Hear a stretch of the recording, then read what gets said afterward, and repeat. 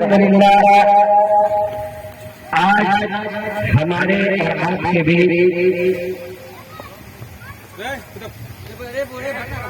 جو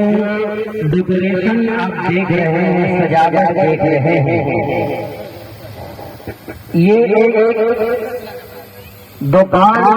اور تجارت کا آغاز کیا جا رہا ہے۔ علی جناب بھائی محمد اقبال،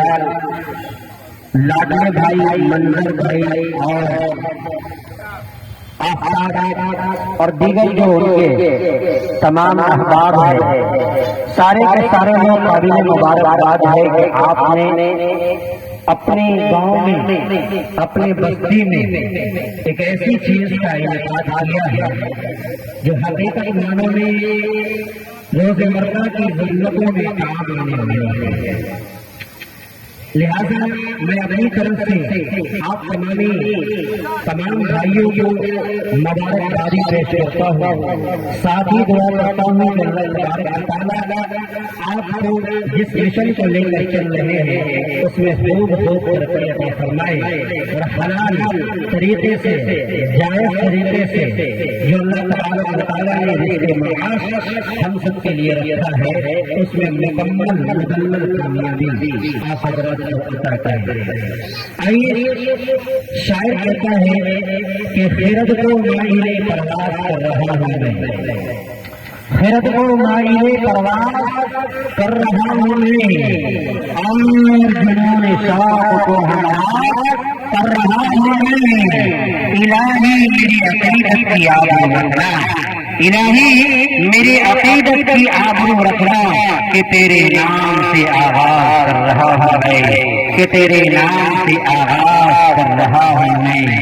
یقیناً آج کا یہ پروگرام میلاد النبی دینی پروگرام، دینی محفل اپنے اندر دونوں خصوصیات کا حامل ہے اور اپنے اندر خصوصیات رکھتی ہے۔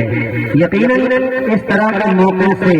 اگر کوئی بات دینی اعتبار سے، قرآن اعتبار سے اور صلی اللہ علیہ وسلم کا کیا دور رہا ہے، میں آپ کو بتا دوں کہ اسلام ایک ایسا مذہب ہے کہ جو ہمیشہ ہمیں اپنے ماننے والوں کی صحیح رہنمائی کرتا ہے، کبھی عبادات کے لین سے، کبھی تجارت کے لین سے، کبھی معاملات کے لین سے، کبھی حقوق اللہ کے لین سے، کبھی حقوق العباد کے لین سے، کبھی دیگر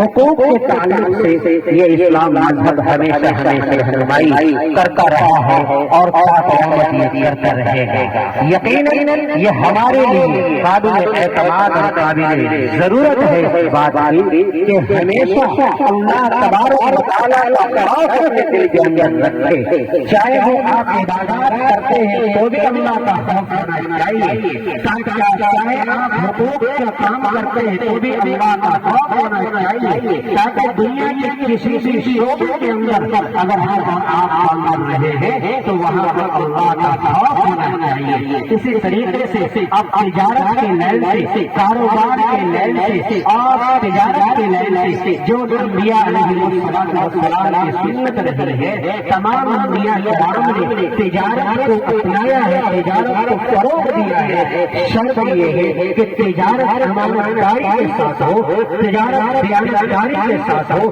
تجارت کے اندر جو ہے اللہ کا خوف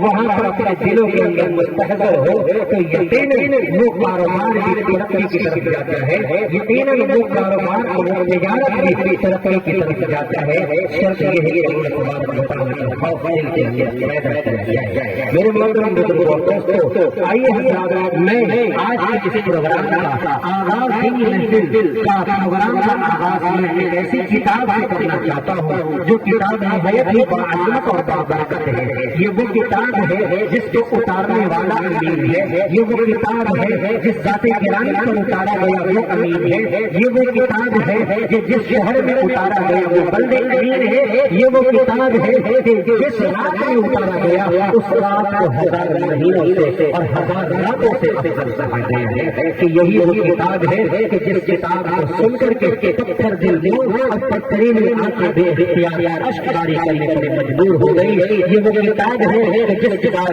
کے بعد